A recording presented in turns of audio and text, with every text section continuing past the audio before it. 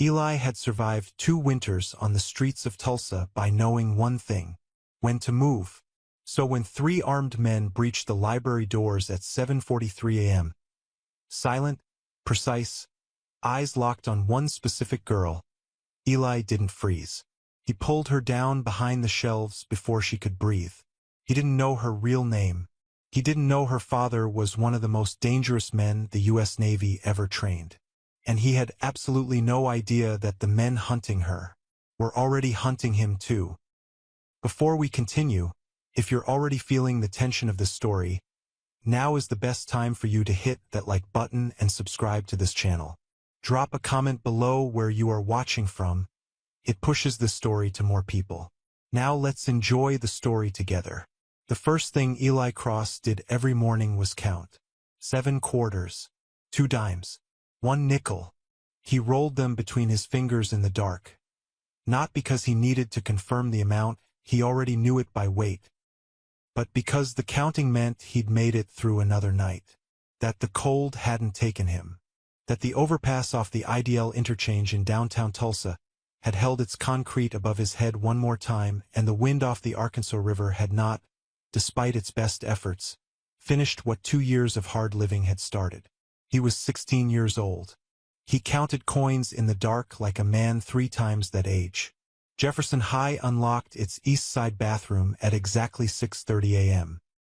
Eli knew this the way he knew every useful thing, through repetition, through patience, through the specific education that comes not from textbooks but from needing to survive inside a world that has collectively decided not to see you. He timed the janitor's route for 2 weeks before he ever used it. 3rd door on the left. The lock was loose. The fluorescent light above the second sink flickered for 4 seconds before it held. He washed his face with cold water. Used the hand soap that smelled like industrial lemons. Dried himself with a single paper towel that he folded twice before tucking into his jacket pocket. Waste nothing. That was the first rule. He looked at himself in the cracked mirror above the sink. Just long enough to confirm he was still there, still present, still someone. Then picked up his copy of The Outsiders from the edge of the sink where he'd balanced it, and walked back out into the hallway before anyone arrived to ask him questions he didn't have answers for. The Jefferson High Library opened its doors at 6:55 a.m. Eli was always first through them. It wasn't sentimentality. It wasn't a love of books, though he did love them. Deeply, quietly, in the way people love things they can carry without being noticed. It was practical. The library was warm. It had chairs that didn't hurt his back. The librarian, Mrs. Odom, a round-faced woman from Broken Arrow who wore the same cardigan 4 days out of 5, never asked him why he was there so early. She simply unlocked the door, nodded once, and let him pass. That nod meant more to Eli than she would ever know. He took his usual seat, back corner, northwest wall, sight lines to both the entrance and the emergency exit behind the periodicals shelf. He opened his book. He let the quiet settle around him like something earned. For 11 minutes, everything was ordinary. Then the side door opened and she walked in. He'd seen her before. Riley Callum. That was the name on the enrollment roster that Darnell Okafor had mentioned 3 weeks ago when she transferred in. Some girl from out west, keeps to herself, doesn't talk to anyone. 17. Dark hair pulled back tight against her neck. The kind of posture that looked practiced rather than natural, like someone had taught her to take up exactly the right amount of space and no more. She was carrying a forensic science textbook and a quick-trip coffee cup, the large size, the one that cost $2.19, and she moved to the far corner table near the restricted archives section without looking at anyone. Eli watched her the way he watched everything. Quietly, without appearing to, she set the textbook down. Opened it to a page somewhere in the middle, positioned the coffee cup to her right, and then she didn't read a single word. Her knee was bouncing under the table, a tight, rapid rhythm that had nothing to do with impatience and everything to do with fear. Her eyes moved to the library entrance every 40 seconds. Eli counted. He couldn't help it. Counting was the thing he did when his brain recognized a pattern his instincts hadn't fully named yet. 40 seconds. Glance. Look away. 40 seconds. Glance. Look away. The coffee cup sat completely untouched. Cold. Darnell slid into the seat beside Eli at 7:15 a.m., dropping his backpack with the particular heaviness of someone who had already decided today was going to be a problem. "You see that transfer girl?" he muttered, not looking up, pulling a crumpled worksheet from the front pocket of his bag. Eli turned a page. "What about her?" "Got into some kind of argument on the phone yesterday. Behind the gym." Darnell smoothed the worksheet against the table. "Loud. Real loud.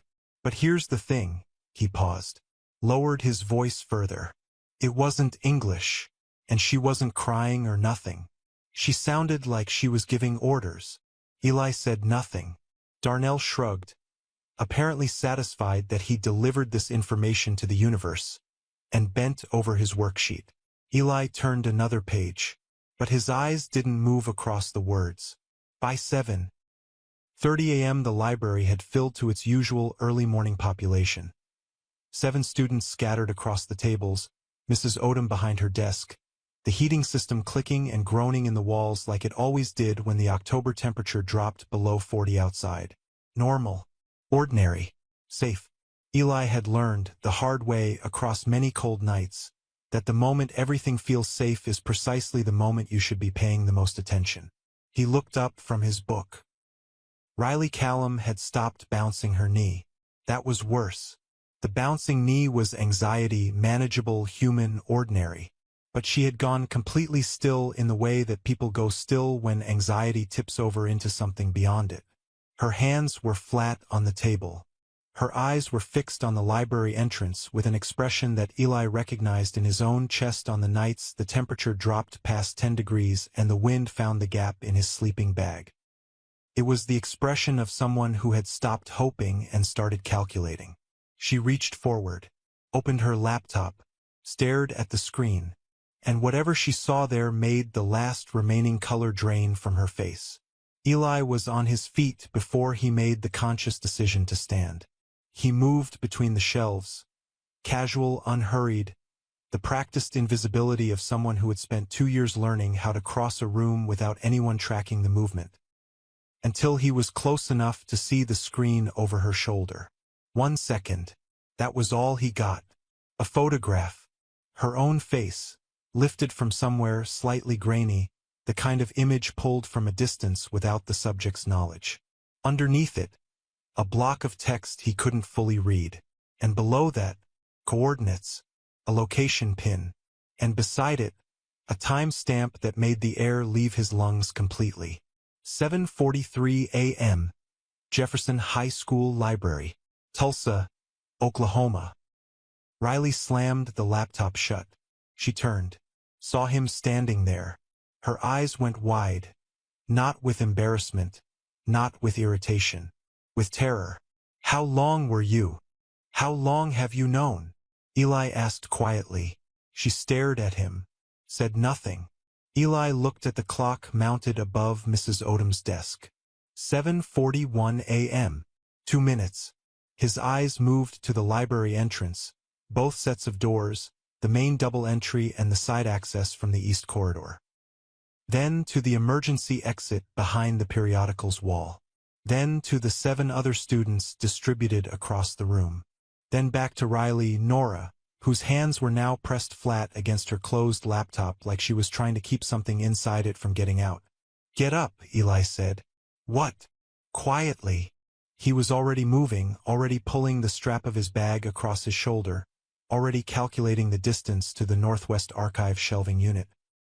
Tall enough, deep enough, positioned at an angle that broke the sight line from both entrances. "Right now. Don't make a sound." She didn't move. "You don't understand what's." The library doors opened, not with the casual push of a student arriving late, with the controlled, deliberate force of men who had breached doors before. 3 of them, tactical gear, gloves, moving in a formation so tight and so practiced that Eli's entire body responded before his mind caught up. Every nerve ending firing at once, 2 years of street survival igniting like a flare in his chest.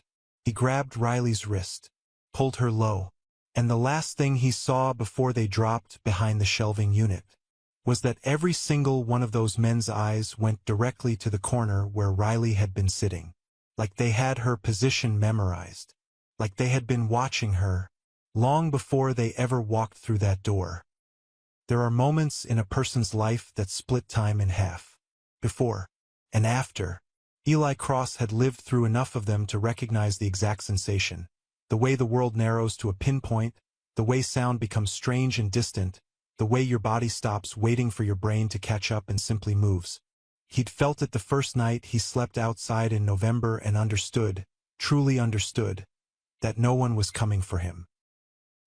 He'd felt it the night a man twice his size had cornered him near the river banks off Riverside Drive, and Eli had talked his way out of it with nothing but stillness and nerve. He felt it now, crouched behind the Northwest Archive shelving unit, Riley's wrist still in his grip, the carpet rough against his knees, the smell of old paper and dust thick in the air around them. Eli Cross felt time split clean in half, and he chose the after. The three men moved through the library with a silence that was more disturbing than any amount of noise could have been.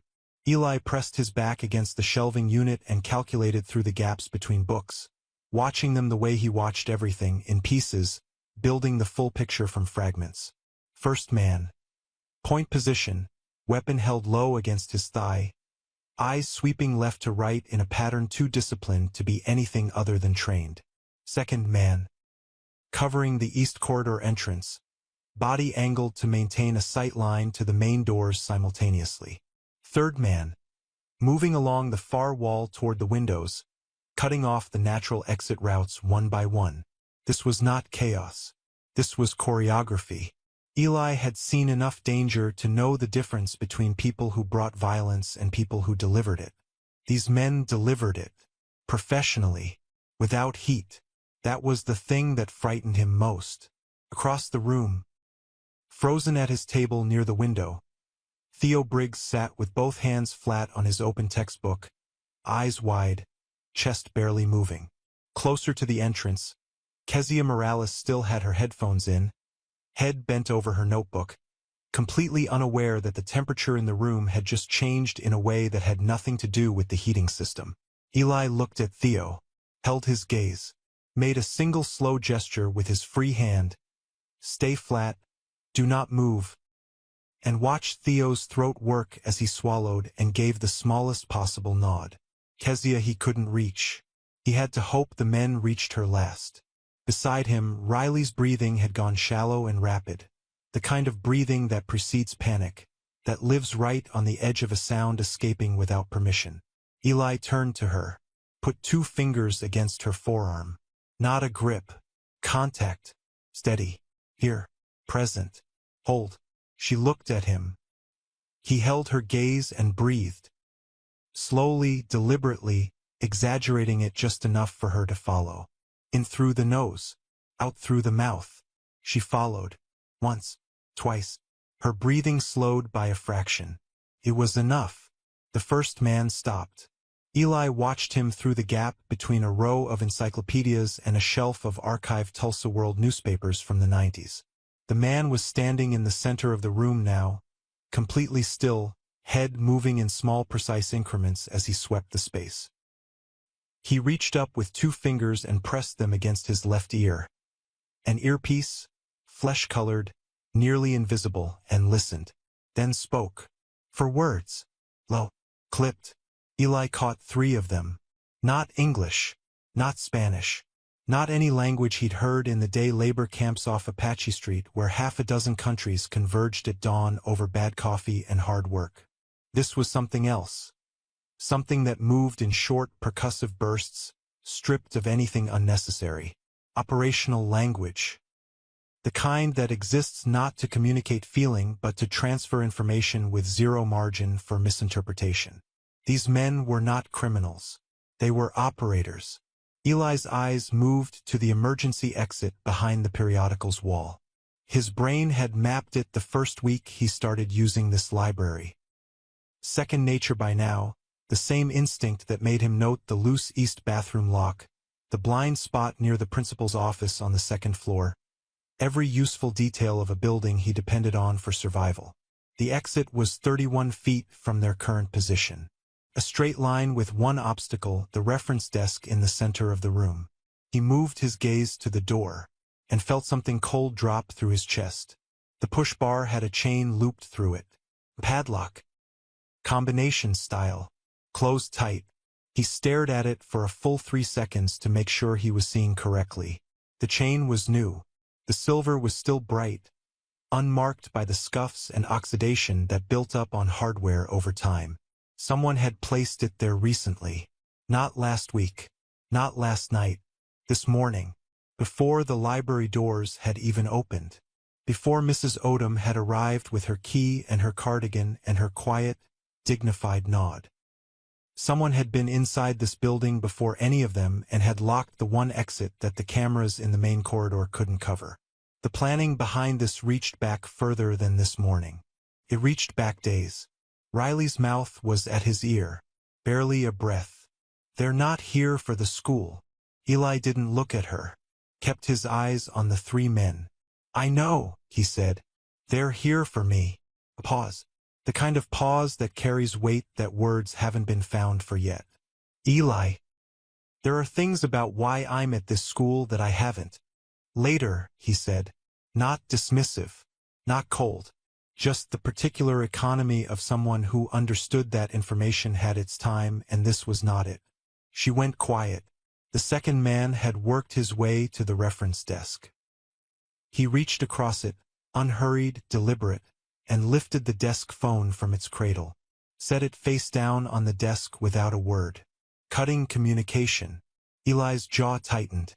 He looked at his own pocket. The cracked track phone he carried had no data, bare minutes, and the signal inside Jefferson's library had always been poor.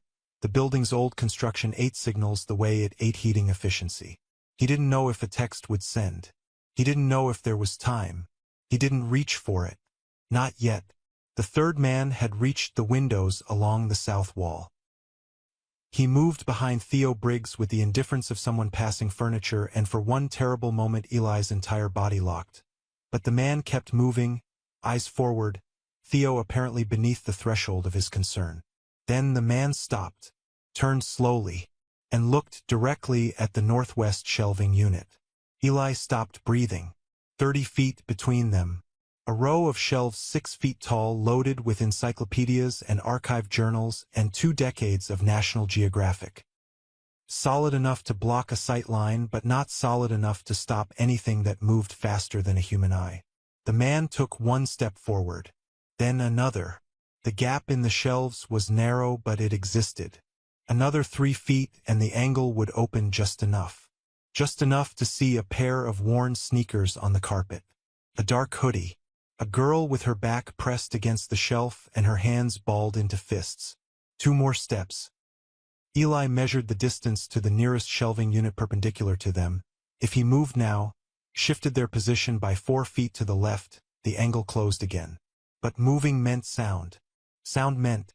The man's radio crackled. Every person in the room felt it. That specific frequency, that burst of static that exists nowhere except in the equipment carried by people engaged in operations that most people never get close enough to witness. A voice. American accent. Flat and controlled. 3 words. The Father knows. The man stopped walking. Stood completely still for 2 seconds that felt like something measured in years. Then made a single sharp gesture to the others. A cut signal, hand across the throat. And the 3 men moved toward the main entrance with the same controlled efficiency with which they'd arrived. No rush. No panic. No loose ends visibly addressed. Gone in under 40 seconds. The library doors settled back into their frames. Silence.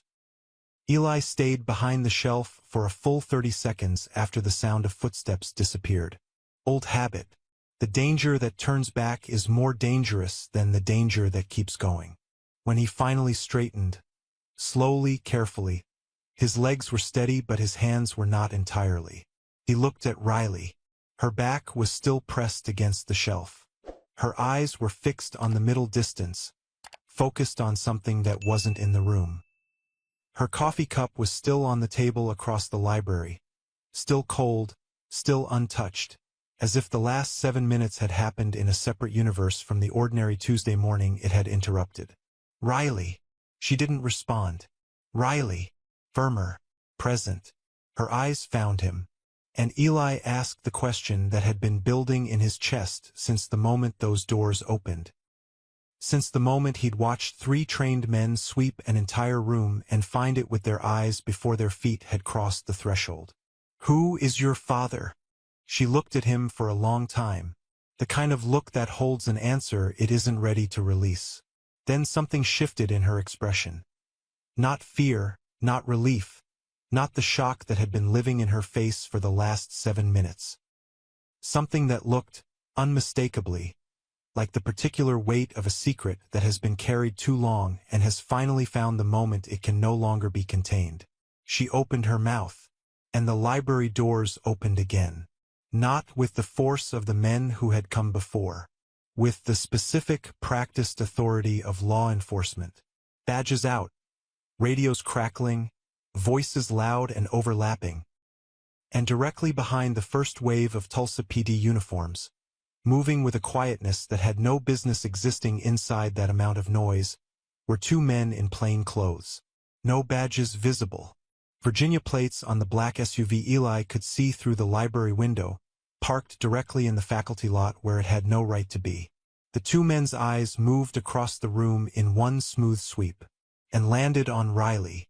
The taller one reached into his jacket, produced not a badge, but a photograph. A photograph of Riley. And written across the bottom of it, in black marker, were 4 words that Eli read from across the room and felt settle into his bones like the February cold he knew better than almost anything else in his life. Do not let talk. The thing about controlled chaos is that it looks, from the outside, exactly like order. Tulsa PD moved through Jefferson High with the practiced efficiency of people who had run this particular drill before. Securing perimeters, separating witnesses, walking the building in pairs with their hands near their belts and their radios chirping at a frequency that bounced off the corridor walls and filled every room with the sound of authority asserting itself. Teachers stood in clusters near classroom doors. Students sat on hallway floors with their backs against lockers, some crying, some filming, most doing both simultaneously. From the outside, it looked like a system working. Eli knew better than to trust what things looked like from the outside. They separated him from Riley at 8:04 a.m. A uniform, young, broad-shouldered, the particular tightness around his jaw that Eli associated with people trying very hard to project a calm they didn't entirely feel. Put a hand on Eli's shoulder and directed him away from the library entrance with the firm, practiced politeness of someone who was not actually asking. Riley looked back at him once as they led her in the opposite direction. Just once. Her eyes said something her mouth didn't have the space to form. Something urgent and unfinished, a sentence started and severed, and then she was gone around the corner toward the principal's office at the end of the main corridor, and Eli was walking in the other direction with a hand on his shoulder and no good options visible in any direction. The school counselor's office smelled like artificial lavender and old carpet. It was a small room, 1 desk, 2 chairs, a window that looked directly onto the faculty parking lot. A poster on the wall that said, "You are stronger than you know," in letters designed to look handwritten. A box of tissues on the corner of the desk that had been there long enough to collect dust on the top. Eli sat in the chair facing the door and waited. He was good at waiting. Waiting was one of the first skills the street taught you, that patience was not passive, that stillness was not surrender, that the person who could sit with discomfort the longest without flinching was almost always the person who walked away with the most information. He waited, and he watched the parking lot through the window. Sergeant Vic Calloway arrived at 8:31 a.m. He was not what the title suggested. Eli had expected the same tight-jawed, high-energy presentation of the uniforms in the hallway, but Calloway moved like a man who had long since stopped needing to perform competence for an audience. Late 40s. A face that had been weathered by something more than just years. Gray at the temples. A sport coat that had been good quality once and had since been broken in past the point of pretense.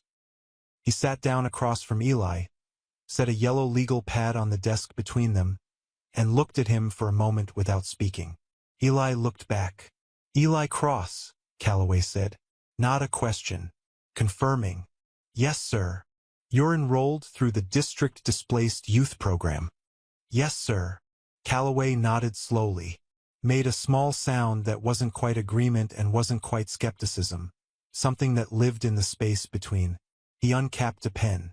Positioned it over the legal pad. "Tell me what you saw," he said. "Start from when you first arrived this morning. Take your time." Eli took his time. He told it precisely, the library doors at 6:55 a.m., the girl already at the table, Darnell arriving at 7:15, the clock at 7:41, the three men at 7:43. The formation. The credentials flashed at the entrance that he'd caught a half-second glimpse of from across the room. The earpiece. The operational language he couldn't identify. The padlocked fire exit with its bright, unscratched chain. The radio transmission. The three words. The withdrawal. He told it the way he experienced everything, with precision, without embellishment, every detail in its correct sequence. When he finished, the room was quiet. Calloway had not written a single word. The pen was still poised above the legal pad, positioned as if writing were imminent, but the page was completely blank. Clean. Not even a date at the top.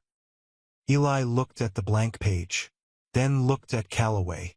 Calloway held his gaze for 2 seconds, and in those 2 seconds something passed across his face that was there and gone too fast to name with certainty. Not surprise. Not discomfort. Recognition. He recapped the pen. "You did good, son," he said. "Sit tight." He stood, picked up the legal pad, the blank, untouched legal pad, and walked out of the office, pulling the door most of the way shut behind him. Not all the way. 3 inches of gap between the door and the frame. Eli sat with that gap for exactly 4 seconds. Then he moved his chair, silently 2 inches to the left, until the angle gave him a sight line through the gap and into the corridor beyond. Calloway was standing 12 feet down the hallway. He was not on his radio. He was not flagging down a colleague. He was standing with his back against the wall, head slightly bowed, and he was listening to something being said to him by a man Eli couldn't fully see. Just a shoulder, a dark jacket, the particular posture of someone accustomed to being the one who spoke while others listened. Calloway nodded twice. The man in the dark jacket said something else. And Calloway, 20 years on the Tulsa force, a face built for holding the weight of hard things, looked, for just a moment, like a man who wished he were somewhere else entirely. Then he straightened, nodded once more, and walked away down the corridor in the opposite direction from the counselor's office. The man in the dark jacket turned, and Eli saw his face for the first time. He was not Tulsa PD. The clothing was wrong. Not the specific wrongness of a costume, but the subtle wrongness of a man whose professional context was somewhere else entirely. The jacket fit too well. The shoes were the kind that didn't exist on a detective's salary. And his eyes, when they moved down the corridor after Calloway, held the particular quality of someone accustomed to watching exits rather than people. He turned back, looked directly at the counselor's office door. Eli pulled back from the gap, smooth, controlled, the practiced stillness of someone who had learned that movement catches eyes faster than presence. He sat back in the chair, heart steady, hands flat on his knees. What he heard next came through the gap in the door with the clarity of something not intended to travel that far. 2 voices now. The dark jacket man and someone new, lower, quieter, the consonants clipped in a way that suggested the speaker was accustomed to rooms where every word had weight. Eli caught fragments. Containment. Exposure window. Asset. Words that belonged to a vocabulary he'd never been taught but understood instinctively. The vocabulary of people for whom other people were primarily problems to be managed. Then a pause. Then 3 words, delivered with the flat certainty of someone reading from a list rather than making a decision. Eliminate the witness. Eli's entire body processed this before his mind did. A cold, comprehensive understanding that moved through him from the base of his spine outward. The specific, physical sensation of a target being placed. Not on Riley, the counselor's office. The displaced youth kid with the cracked phone and the worn sneakers who had seen exactly what he wasn't supposed to see and had described it, precisely and completely, to a detective who had written none of it down. They were talking about him. Eli was out of the chair in under 2 seconds. The window overlooking the faculty parking lot was the old-style crank type. Not alarmed, he'd confirmed this weeks ago on a morning when Mrs. Odom had opened one just like it to let the heat out of the library. He had it open in 4 seconds. Dropped to the ground outside in one motion. 6-foot drop, knees bent on impact, already moving before he fully straightened. He crossed the parking lot in the blind spot between 2 Tulsa County Sheriff vehicles and pressed himself against the exterior wall of the east wing. Breathing controlled, mind running at a speed that had nothing to do with panic and everything to do with survival. He pulled out his cracked track phone. Typed the name he'd heard through the counselor's office wall. The name the dark jacket man had used when he thought the only person listening was someone already on his side. Commander Garrett Holloway, Navy SEAL, Virginia Beach. The search loaded slowly. Bars flickering. The old building's walls fighting the signal the way they always did. 3 results. First, Navy Times. A commendation ceremony photograph. 8 months ago. Naval Station Norfolk. A man in dress whites receiving a decoration from an admiral whose name Eli didn't recognize. Second, a missing persons report. Filed 6 weeks ago. Jurisdiction: Virginia Beach, Virginia. Third, the photograph from the commendation piece pulled larger. A man in dress whites, jaw like something carved rather than grown. Eyes that carried the specific gravity of someone who had been to places the rest of the world only heard about and had come back changed by the weight of what he'd done there. Eli stared at that face, and felt the ground shift beneath him in a way that had nothing to do with the cold October concrete under his worn sneakers. Because he knew that face. Not from a screen. Not from a newspaper. From a bridge. From 3 weeks of shared silence under the Route 66 overpass on the coldest stretch of winter Tulsa had produced in a decade. From a man who called himself nothing more than Garrett and asked for nothing and offered very little except a presence that felt, in the specific loneliness of those weeks, like something close to ballast. From the night that man had pressed a folded piece of paper into Eli's hands in the dark, and said words that Eli had carried without understanding for 2 full years. A hand touched his shoulder from behind. Eli spun. Riley stood 18 inches away. No handlers, no uniforms, alone in the narrow space between the sheriff's vehicles and the east wing wall. Her dark hair had come loose from its tie. Her eyes were red at the edges but dry. She had seen the phone screen. She was looking at the photograph. And the expression on her face was something Eli had no word for. A grief so layered and so compressed that it had stopped resembling grief entirely and had become something quieter and more permanent. "That's my father," she said. Eli stared at her. "Riley. My name," she said quietly, "is not Riley."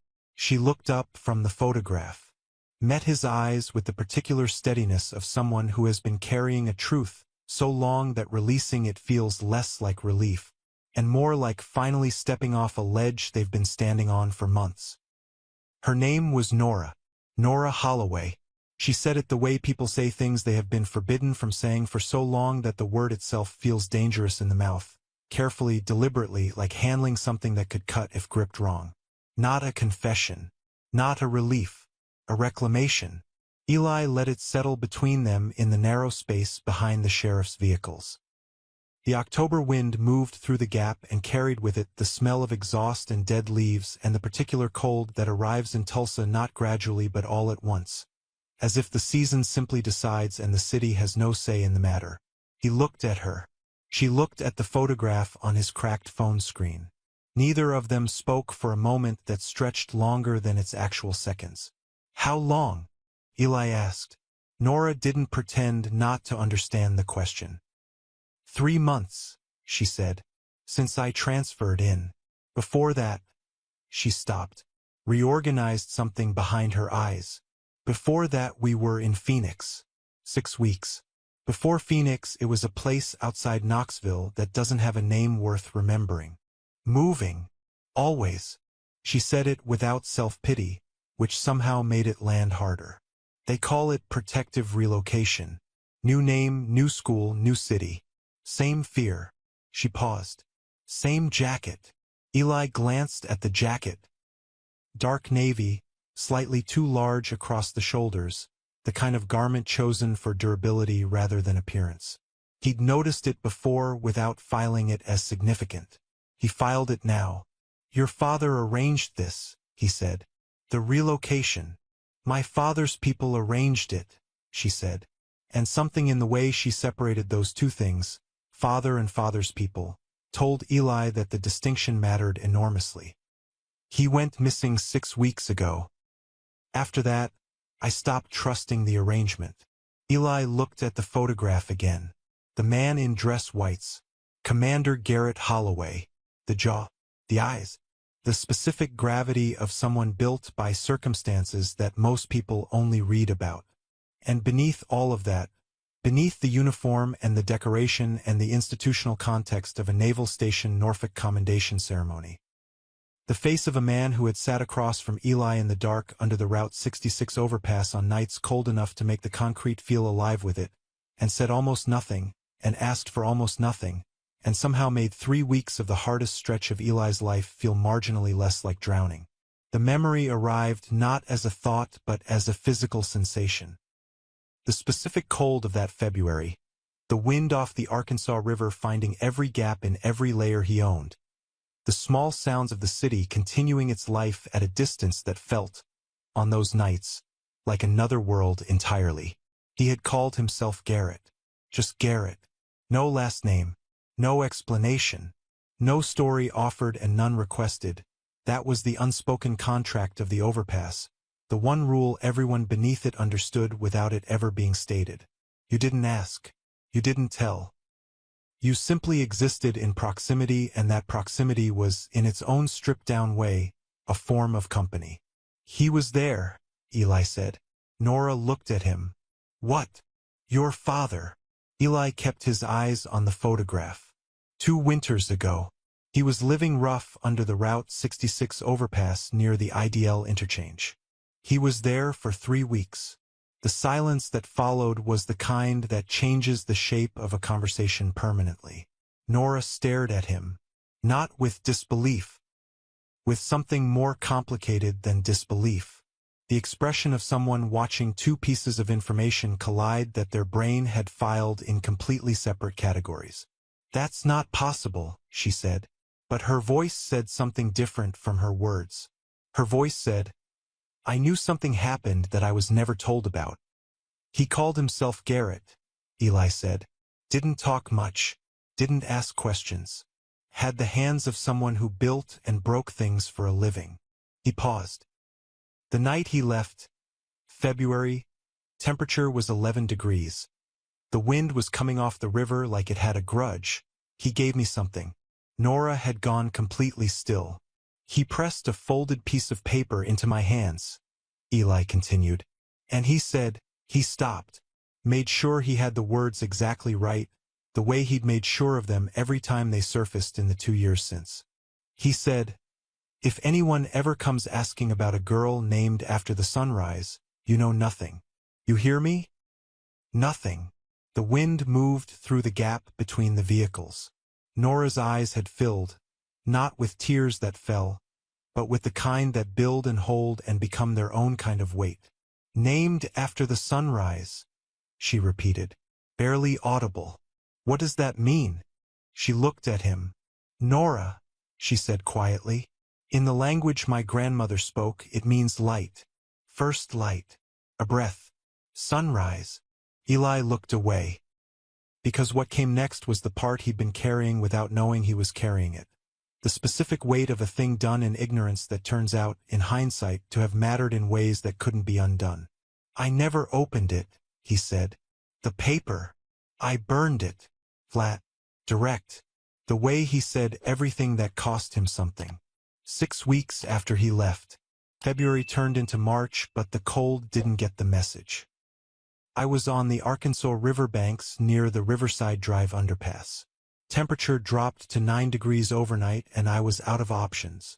He stopped, made himself continue. I burned everything I had that would catch. And that paper, he exhaled. I never knew what was on it. I burned it for the warmth. 30 seconds of heat on a 9-degree night. The silence between them was enormous.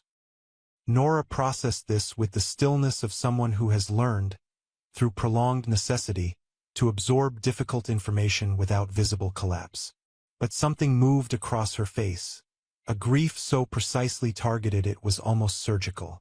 Not at Eli. Not blame. Just the pure, structureless sorrow of a door that would now never open. He was hiding from his own people, she said finally. Not theirs. Eli turned to look at her. What? My father didn't disappear because of a foreign threat. She said it with the flatness of someone reciting a fact they have had to make peace with. He disappeared because of Operation Coldframe. He found something inside it that he wasn't supposed to find. And the people who needed him silent. She paused. They weren't foreign assets, Eli. They were domestic, funded, connected to people who sit in rooms in Washington, D.C. and get photographed shaking hands with senators. The weight of this landed with a slowness that was somehow worse than if it had hit all at once. The paper, Eli said, was the proof, Nora said. The only copy. Handwritten. Names, dates, transactions. Everything he'd gathered before he ran. Eli stared at the ground. The specific texture of 9-degree cold. The way a flame catches paper. 30 seconds of heat on the coldest night of the year. I'm sorry, he said. It was inadequate. He knew it was inadequate. But it was the only true thing available. He knew the risks of leaving it with you, Nora said. He made a choice. A pause. My father always made choices. He just didn't always tell anyone why. She reached into the interior lining of her jacket. The movement was practiced. Not the casual reach of someone retrieving something incidentally carried, but the deliberate, careful motion of someone who had been protecting a specific object for a specific amount of time and had developed an unconscious ritual around its retrieval. She produced a USB drive, thumbnail-sized, matte black casing, a small biometric sensor strip along one edge that caught the pale October light and held it. Military grade. The kind of hardware that didn't appear in consumer electronics stores. My father didn't just leave you a note, she said. She held the drive out between them. 3 months ago, before I transferred to Jefferson, before I became Riley Callum, before any of this arrived at the Jefferson High Displaced Youth Enrollment Office. She kept her eyes on his. No name on the outside, just a physical description of the intended recipient. Eli looked at the drive. A 16-year-old male, Nora continued. No permanent address. Carries a copy of The Outsiders. Arrives before the building opens. The October wind moved through the gap between the vehicles again. Eli felt it differently this time. He knew I'd be here, he said. Not a question. He didn't just know, Nora said. He planned around it. He placed me at this school. He sent this drive to this school. She paused. He built everything around the fact that you would be in that library. Eli stared at the drive, at the biometric sensor strip along its edge. It's encrypted, he said. Military grade, Nora confirmed. It opens with one specific input. What input? She looked at him with the expression of someone delivering information that will permanently alter the landscape of another person's understanding of their own life. A fingerprint, she said. One specific fingerprint. The air left Eli's lungs. Nora, my father registered it before he ever went under that bridge, she said. Before he found you. Before the 3 weeks. A breath. Eli, he didn't end up under that overpass by accident. The full weight of it arrived all at once. Every assumption Eli had carried about those 3 weeks, the randomness of it, the chance encounter of two people existing in the same hard circumstances, the simple geography of two lives briefly overlapping under a concrete overpass on the coldest stretch of a Tulsa winter, collapsed. Not chance. Not geography. Design. He opened his mouth. The sound of a car engine cut through the space between the vehicles. Low, deliberate, the specific deceleration of something that had been moving and had chosen this moment, this precise location, to stop. Eli turned. A black sedan sat at the edge of the faculty parking lot. Engine idling. Windows tinted past the legal limit for Oklahoma state law. The driver's window was down 3 inches. Enough to see the outline of a face. A face Eli had never seen before in his life. A face that was looking at him with the focused, unhurried attention of someone who has found exactly what they came for, and has absolutely no intention of leaving without it. Eli had survived 2 winters on the streets of Tulsa by understanding one fundamental truth about danger. It never announces itself. It doesn't arrive with sirens or warnings or the courtesy of preparation time. It arrives the way that black sedan arrived. Quietly, deliberately, with the patient confidence of something that has already calculated the distance between itself and what it wants and found the number satisfactory. Eli grabbed Nora's arm. Move! They ran. Not with panic. Panic was a luxury that burned energy and killed judgment. But with the controlled, purposeful speed of 2 people who had each, in their different ways, spent significant portions of their lives navigating situations where the available options were limited and the margin for error was not. Eli led. Nora followed without question, which told him something important about her. That whatever her father had built into her across 17 years of a life lived adjacent to danger, it included the ability to trust a decision in the half-second window that decisions sometimes come in. They cut left through the gap between the east wing and the facility's maintenance building. A narrow corridor of shadow that Eli had discovered 3 months ago when he'd needed a place to eat lunch that wasn't the cafeteria. Out onto the sidewalk on the school's north side. Left again, moving fast along Cincinnati Avenue.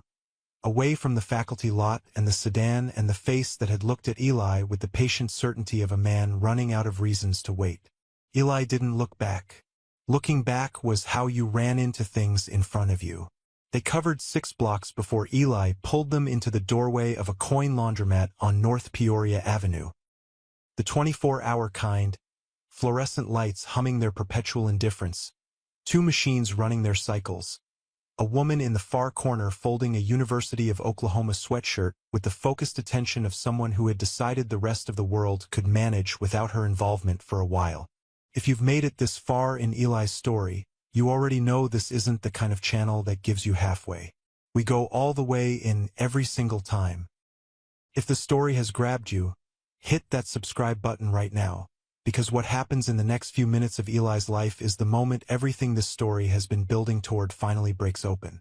And you don't want to be the one who missed it. Eli pressed his back against the wall beside the door and watched the street through the glass for 90 seconds. Nothing followed them in. He turned to Nora. She was already holding the USB drive. Call the number, Eli said. If they've compromised the line, call it. She looked at him, then pulled a folded piece of paper from inside her jacket. Separate from the drive, carried separately, the operational instinct of someone raised to compartmentalize, and dialed the number written on it from memory, using it only as confirmation of what she already knew. The phone rang 4 times. 22 seconds of silence. Then a voice came through that made Nora's entire body change. Not collapse, not crumble, but change, the way a structure changes when the load-bearing element that's been absent is suddenly restored. Every line of tension in her shoulders and jaw and the space between her eyes shifted by a fraction that was, somehow, enormous. The voice was rough, tired, unmistakably alive. Nora. A breath. Put the boy on. Commander Garrett Holloway spoke for 4 minutes and 11 seconds. He did not apologize. He did not explain himself in the way that people explain themselves when they are seeking absolution. He spoke the way Eli remembered him speaking under the bridge, with the economy of someone for whom words were tools rather than expressions, each one placed where it would do the most work and nowhere else. He was alive. Baton Rouge, Louisiana. 6 weeks in a safe house with an off-book FBI field agent named Tasha Greer, who had been quietly building an alternate evidence chain from inside a system that didn't know she was doing it. The chain was incomplete. The drive would complete it. 41 names, Garrett said. Every contractor, every financier, every handler connected to Operation Coldframe from the funding stage to the present. And the name at the top of that list, a pause that carried weight. He is currently sitting in a Senate Armed Services Subcommittee hearing in Washington, D.C. He has been there since 9 this morning.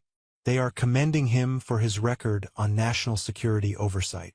The specific bitterness of that landed in the laundromat's fluorescent light like something physical. The drive uploads automatically to 3 pre-encrypted servers the moment you open it, Garrett continued. FBI Field Division. 2 journalists with verified security clearances. And a 3rd server that the people in that hearing room don't know exists. A pause. Once you open it, they will know it was you, Eli. They will come. The laundromat hummed around them. The woman in the corner started on a second sweatshirt.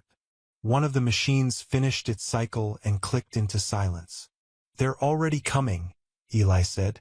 A long pause on the line. Yes, Garrett said. I know. Eli looked at the drive in Nora's hand. He thought about February. 9 degrees. The Arkansas River and the wind that came off it like something with intent. A folded piece of paper burning in his hands. 30 seconds of heat. The specific smell of paper ash. The particular guilt of a warmth that costs something you didn't know had value. He thought about 3 weeks under the Route 66 overpass with a man who never asked him a single question, who left him a sleeping bag with a hole in the right side, who walked north on Denver Avenue in the dark and didn't look back. He thought about a library at 7:43 a.m. and 3 men with practiced eyes and a padlocked fire exit and the way Nora's face had looked when she'd slammed her laptop shut, the expression of someone who had run out of runway. He thought about Sergeant Calloway's blank legal pad. The man in the dark jacket. Eliminate the witness. He held out his right hand. Nora placed the drive in his palm. He pressed his thumb to the biometric sensor strip. 3 seconds. A small green light pulsed once. The drive unlocked. The upload began automatically. A progress indicator on the drive's edge. 10 small lights illuminating in sequence. 1 every 4 seconds. Eli watched them the way he watched everything. Carefully. Without looking away. When the 10th light held steady, it was done. The man from the black sedan found the laundromat 6 minutes later. He came through the door with his hand already moving toward his jacket, and stopped, because Tasha Greer was already inside. She had come through the back entrance 40 seconds before him, badge in her left hand, her right hand visible and deliberate, her eyes carrying the specific quality of someone who has been waiting a very long time for a particular moment and has arrived at it with complete intention. She said 4 words to the man from the sedan. It's already been sent. He stood in the doorway of the North Peoria laundromat for 3 seconds. Then his hand came away from his jacket. And the thing that had been chasing Eli Cross and Nora Holloway since 7:43 a.m. on a Tuesday morning in Tulsa, Oklahoma, the machinery of it, the weight of it, the cold and deliberate momentum of people with resources and reach and 41 names worth protecting, stopped. 2 weeks later, the leather chair cost more than everything Eli Cross had ever owned. He knew this the way he knew useful things. Through observation, through the specific education of someone who had learned the value of objects by living without them. The chair was in a federal building on Pennsylvania Avenue in Washington, D.C., and it was the kind of chair that existed in rooms where decisions were made that most people only heard about afterward, filtered through news anchors and press briefings and the particular translation that occurs when something raw and real passes through the machinery of official language. Eli sat in it with his back straight and his new shoes, government-issued, slightly wrong on his feet, the stiffness of something that hadn't been broken in yet. Flat on the floor. Nora sat beside him, Across the table, Commander Garrett Holloway. In person, he was exactly what the photograph suggested and also somehow more than it. The jaw, the eyes, the hands that had built and broken things, all of it present and accounted for. But there was something else too. Something the photograph hadn't captured. He looked tired in the way that people look tired when they have been carrying something enormous for a very long time and have only recently been allowed to set it down. He looked at Eli for a long moment. The kind of look that holds a debt it doesn't know how to denominate. "I left you that sleeping bag," he said, "because you were the only person on that bridge who didn't try to figure out who I was." Eli nodded. "It had a hole in it," he said. "Right side. Let the cold straight through." Something moved at the corner of Garrett's mouth. Not quite a smile. The suggestion of one. The ghost of an expression from a man who had almost forgotten he was capable of it. "I'll get you a better one. You owe me more than that," Eli said.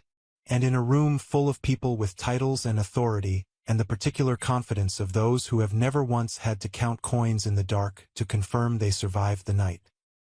Every eye was on the boy from the Route 66 overpass. Because he was the one who had changed everything. Not with a weapon. Not with training. Not with the resources that filled the rest of the room to its high ceilings. With a thumb. And the specific, undefeatable instinct of someone who had learned, on cold nights and hungry mornings and every invisible day in between, exactly when to move. 3 days after Eli returned to Tulsa. Not to the overpass, but to a transitional housing unit on the north side that Tasha Greer's office had arranged with the quiet efficiency of someone settling a debt. A letter arrived. Not by mail. Slipped under the door. No envelope. No stamp. No return address. Just a folded piece of paper. Eli stood in the doorway of the first room that had ever been his and looked at it for a long time before he picked it up. He unfolded it. The handwriting.